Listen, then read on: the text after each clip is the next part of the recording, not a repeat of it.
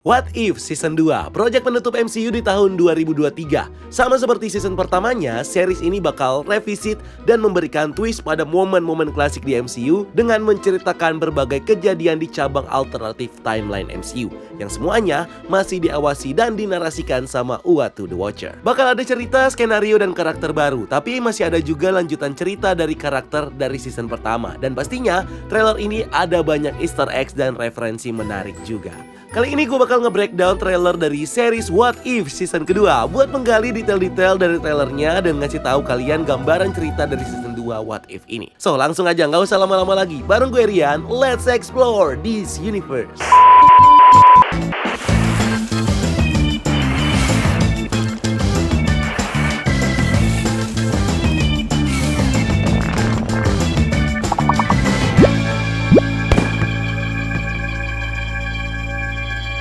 What If Season 2 dikonfirmasi bakal dirilis mulai tanggal 22 Desember dan bakal tayang satu episode satu hari setiap harinya. Ada 9 episode yang bakal tayang dalam 9 hari berturut-turut selama liburan Natal dan Tahun Baru. So ini adalah sesuatu yang sangat baru buat MCU yang biasanya merilis seriesnya satu episode seminggu sekali. Nah, What If ini jadi salah satu yang mendapatkan format rilis eksperimental selain series lainnya yaitu Echo yang dikonfirmasi akan merilis semua episodenya sekaligus. Nah, konteks What If yang rilis harian ini karena bertepatan dengan libur Natal dan Tahun Baru. Semua orang akan berada di rumah selama Natal atau musim liburan ini dan mereka pasti ingin punya tontonan seru selama di rumah. So What If langsung dirubah haluannya menjadi tayangan spesial liburan akhir tahun. Di poster resminya dibawa dengan style poster bertema Natal dan liburan dan ada satu episode yang khusus bertemakan Natal. Daftar judul dan urutan rilis episode untuk What If Season 2 ini udah di-reveal juga. So kita bahas dulu nih judul-judul episodenya biar kita bisa dapat gambaran tentang apa yang kita lihat dari trailer ini. Tayang 22 Desember, episode pertama, What If Nebula Join the Nova Corps.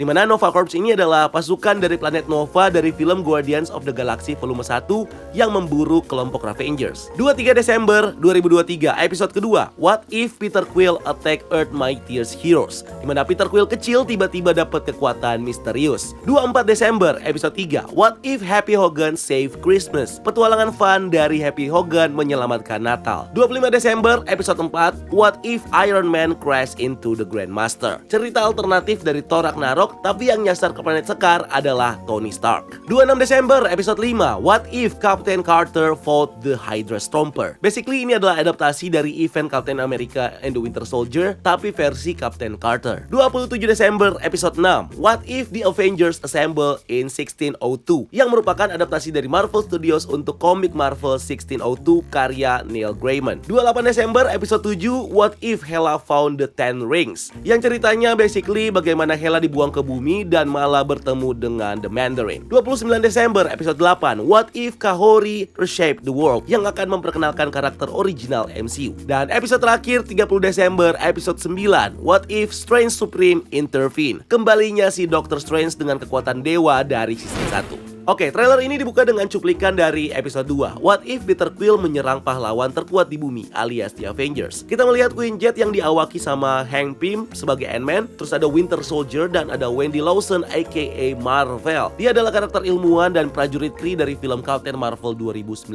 Mereka mendekati tempat kejadian yang terbakar. Kemudian King T'Chaka melompat ke atas Kinchiria untuk mengintai dan melaporkan ke timnya tentang target mereka, yang ternyata adalah seorang anak kecil. Tapi bukan sembarang anak kecil. Ini adalah Peter Quill yang tiba-tiba punya kekuatan celestial. Basically storyline ini adalah bagaimana jika pada tahun 1988 setelah Peter Quill diculik, dia benar-benar bertemu atau diantar ke Yondu ke ayah kandungnya, si Celestial Ego, dan dia mendapatkan kekuatan celestial. Peter bersatu dengan ayahnya menjadi jahat dan kemudian menyerang dan membuat kekacauan di bumi untuk diserap sama Ego. Tapi dia menyerang bumi pada tahun 1988. So ini berarti para pahlawan super yang aktif pada masa itu harus berkumpul sebagai The Avengers yang lebih awal, 30 tahun sebelum Avengers terbentuk di timeline utama MCU. Nah, Avengers di tahun 80-an ini anggotanya adalah Bucky Barnes, The Winter Soldier, Hank Pym sebagai Ant-Man original, Dr. Wendy Lawson aka Marvel yang bakal menggunakan codename Star Force. Kemudian ada Black Panther King T'Chaka, ayahnya T'Challa. Terus ada Bill Foster sebagai Goliath dan terakhir ada Thor. Nah, menarik nih kenapa Bucky bisa ada di sini? Karena dia harusnya masih dicuci otak sama Hydra di era ini.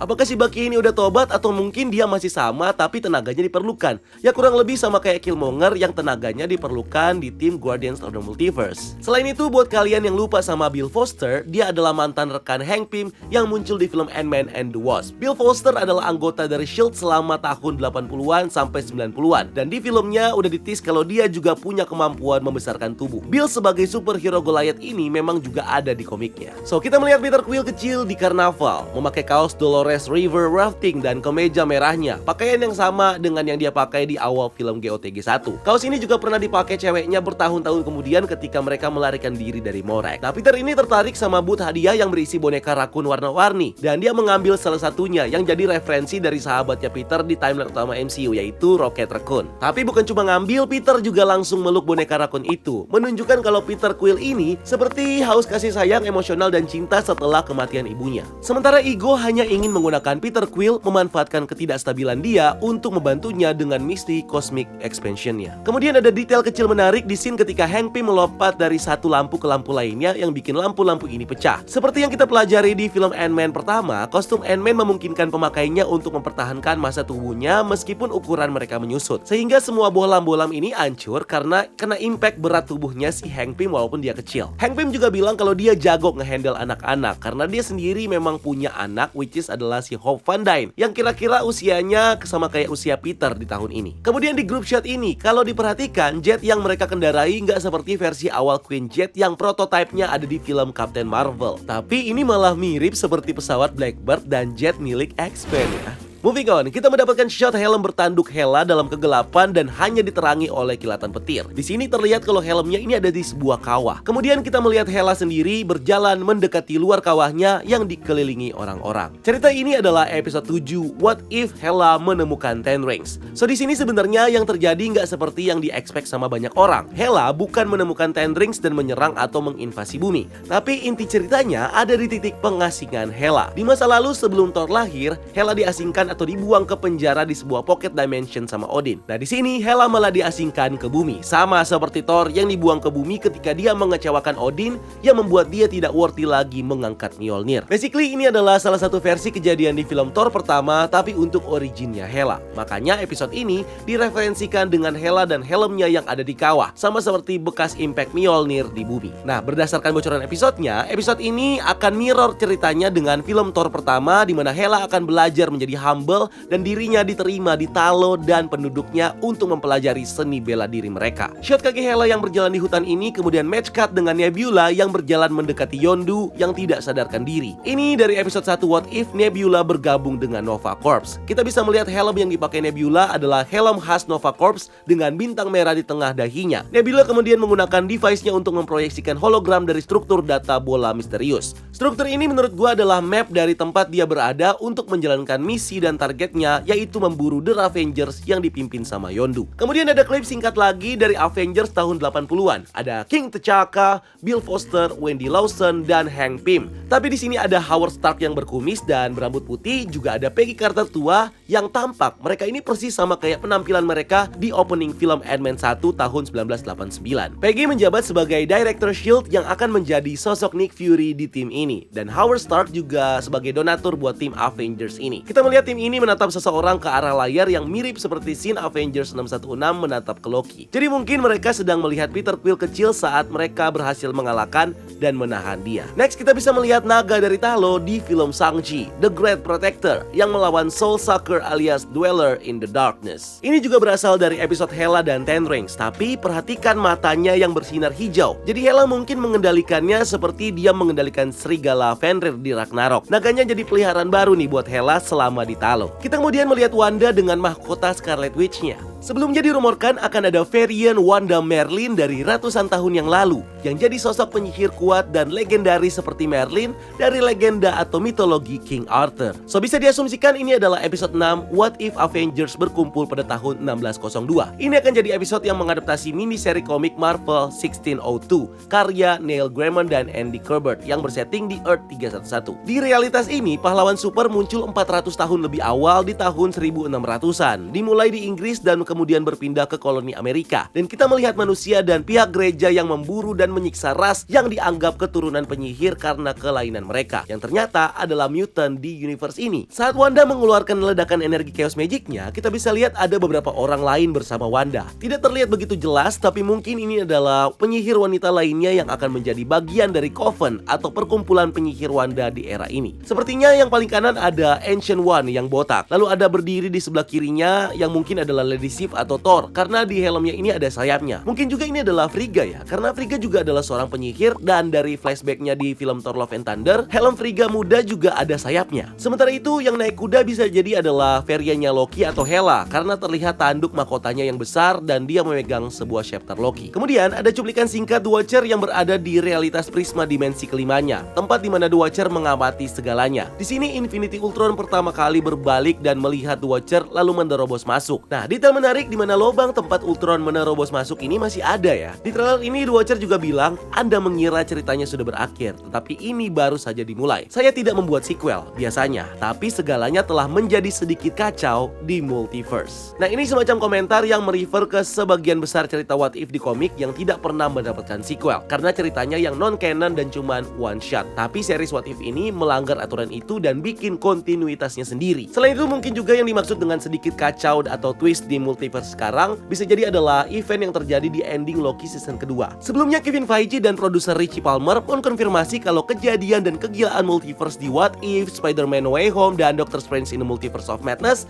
adalah akibat langsung dari Sylvie yang menikam He Who Remains. Dan kemudian ini menyebabkan multiverse bercabang dan semua realitas berbeda ini bisa eksis. Nah, yang dimaksud multiverse sedang agak twisted yang artinya juga bisa dipelintir. Itu mungkin karena peristiwa Loki season kedua di mana Loki menjadi temporalum hidup, basically memelintir atau mengubah semua cabang timeline menjadi satu dalam sebuah bentuk pohon yang melahirkan lebih banyak skenario alternatif. Satu petunjuk lagi yaitu kita juga bisa melihat kalau prisma dimensi kelimanya ini juga lebih berwarna kehijauan. Padahal di season 1 ini warnanya lebih ke biru keunguan, yang menandakan kalau impact Loki ke multiverse juga dirasakan Uatu. Oke, lanjut ke klip berikutnya. Ada beberapa cuplikan episode 4 What If Iron Man ketemu sama Grandmaster. Ini adalah balapan maut dengan Gamora dan Tony Stark. Di sini Tony memakai armor Hulkbuster yang dia buat dari rongsokan di sekar dan dicat dengan warna paint khas sekaran, seperti yang kita lihat di Thor Ragnarok. Nah, kalau kita menebak dari judulnya, sepertinya Tony Stark yang jatuh ke planet Sekar, bukan Hulk yang Queen Jet-nya nyasar ke Sekar. Dan karena Tony bukan tipe warrior dan petarung kuat seperti Thor dan Hulk, challenge dari Grandmaster berubah dari pertandingan gladiator menjadi balapan death race, di mana mereka semua saling bertabrakan dan menghancurkan satu sama lain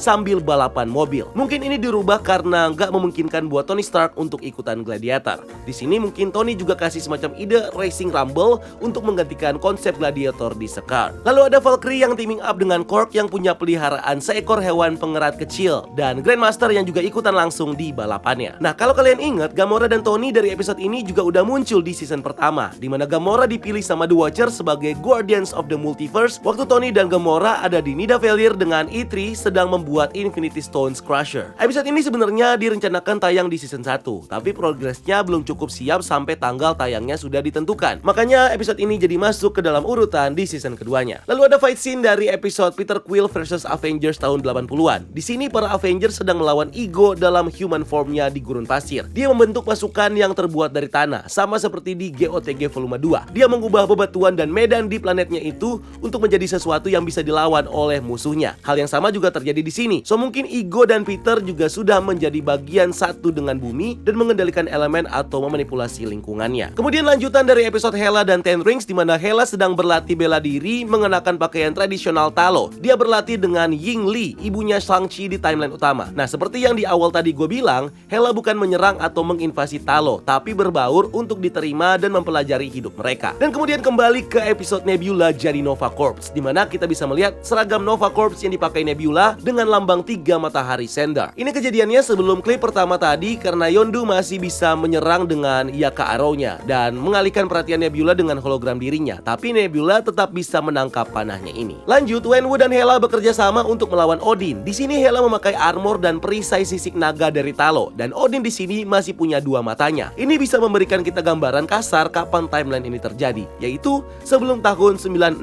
Masehi, karena di tahun itulah Odin baru kehilangan matanya ketika ketika melawan invasi Frost Giant. Ingat, orang-orang di Talo dan Wenwu juga adalah orang-orang yang sangat berumur panjang. Jadi mereka bisa tetap hidup sampai present day, dan berdasarkan leak dari awal itu, justru Odinlah yang mau menginvasi sehingga ada perang antara Talo dan Asgard. Next ada Steve Rogers yang menggunakan perisai lengan vibraniumnya dari Infinity War untuk melawan Thanos di hutan Wakanda. Thanos di sini sudah memiliki ke-6 Infinity Stones, dan di Infinity War, Steve tidak pernah sedekat ini dengan Thanos ketika dia memiliki ke-6 batu tersebut. Thor adalah satu-satunya yang bisa menyerangnya pada saat itu. Nah, ini mungkin dari episode finale season 2 ketika Strange Supreme intervene, karena sepertinya Steve menyenggol Time Stone dari gauntletnya Thanos. Jadi Strange ini mungkin tertarik kembali ke momen yang berpusat dengan Time Stone lagi kali ini. Strange Supreme bisa juga melihat peristiwa kalau Thanos akan menghancurkan separuh alam semesta dan dia melakukan intervensi untuk menghentikannya. Atau malah ini adalah yang mengakibatkan episode 1602 karena Steve Rogers menggores Time Stone dan entah bagaimana mengaktifkan powernya. Jadi men-trigger timeline atau membuat para Avengers berpindah hidupnya ke tahun 1602. Karena di sini terlihat kalau Steve di episode itu dari klipnya ini mirip seperti Steve di era Infinity War. Oke, lebih banyak klip dari episode 1602. Kita melihat Hulk yang berewokan, Ant-Man dan Captain America yang ngadu anggar atau adu pedang di era Ratu Elizabeth dengan mengenakan pakaian serupa pada zaman itu.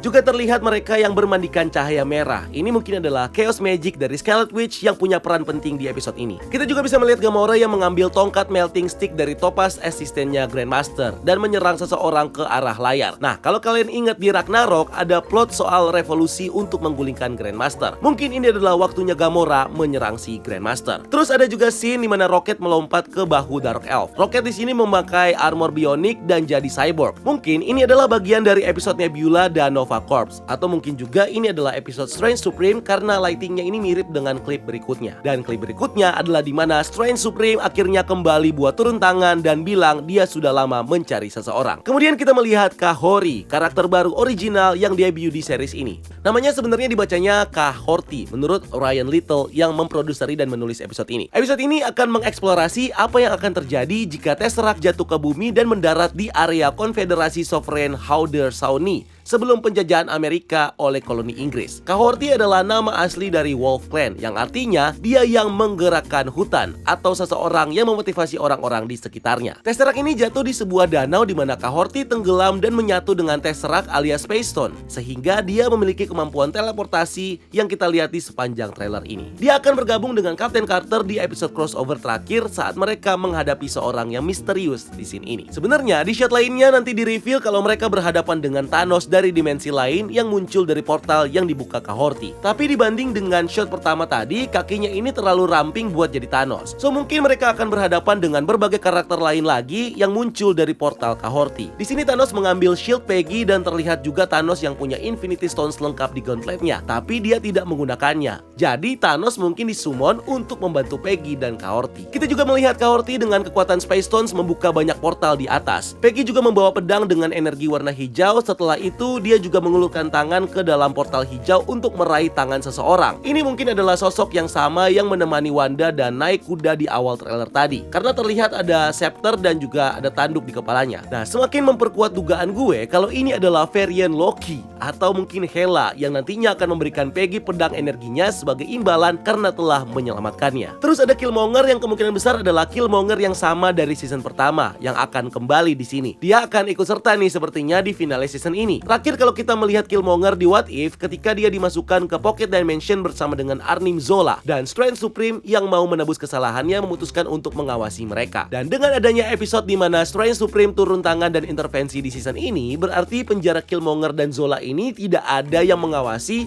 dan mereka bisa bebas. Kemudian di title card What If season 2 juga menempatkan Captain Carter di samping The Watcher. Ini mempertegas posisinya Captain Carter sebagai karakter utama di series ini dan jadi member Guardians of the Multiverse yang paling penting yang bakal muncul di banyak episode crossover series ini. Well, The Watcher dan Strange Supreme juga mungkin bisa dibilang karakter penting di series ini. Dan terakhir di trailernya diakhiri dengan Happy Hogan yang menelpon Darcy di episode Christmas Eve di episode 3 What If Happy Hogan menyelamatkan Natal. Nah, dari dialognya dan Happy Happy yang ada di dalam saluran ventilasi membuat episode ini jadi referensi dan parodi dari film Die Hard. Bahkan Happy juga menyebut John McClane sebagai karakter utama film Die Hard yang diperanin sama Bruce Willis. So kurang lebih ceritanya bakal sama seperti film Die Hard, di mana pada malam Natal, Avengers Tower disusupi dan diambil alih oleh sekelompok teroris. Organisasinya belum diketahui siapa. Mungkin bisa Ten Rings, mungkin bisa Hydra, atau mungkin bisa jadi dengan beberapa ada Drown Iron Legion yang memasang dekorasi topi Santa di logo Avengers.